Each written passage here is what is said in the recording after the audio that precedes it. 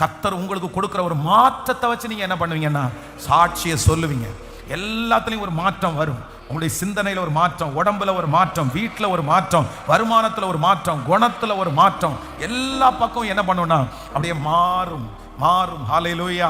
அப்படியே காஞ்சு போய் இருக்கிற இடத்துல அப்படியே பச்சை பசேன்னு மாறினா எப்படி இருக்கும்? நான் விசுவாசிக்கிறேன் அப்படி ஒரு மாற்றத்தை கர்த்தர் உங்களுக்கு தரப்போறாரு.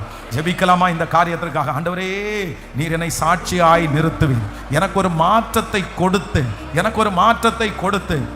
ஹல்லேலூயா, ஆமென். அவ்வளவு மிருக குணம் உள்ள அந்த அந்த அந்த மிருக குணம் உள்ளதை மாற்றுனீங்களே அப்பா, சுபாவத்தை மாற்றுகிறவர் அல்லவாப்பா. என் கணவனாருக்கு ஒரு மாற்றத்தை தரணும் ஆண்டவரே, என் மனைவியில ஒரு மாற்றத்தை தரணும், என் பிள்ளைக்கு ஒரு மாற்றத்தை தரணும். அதன் நிமித்தமாய் நான் ஒரு சாட்சியே. ஹல்லேலூயா. கர்த்தர் என்னை கொண்டு செய்ய வைக்க வல்லவர். ஸ்தோத்திரம் ஸ்தோத்திரம் ஸ்தோத்திரம் ஸ்தோத்திரம். ஹல்லேலூயா. கவனிங்க, இந்த ஜெபம் பண்ணும்போதே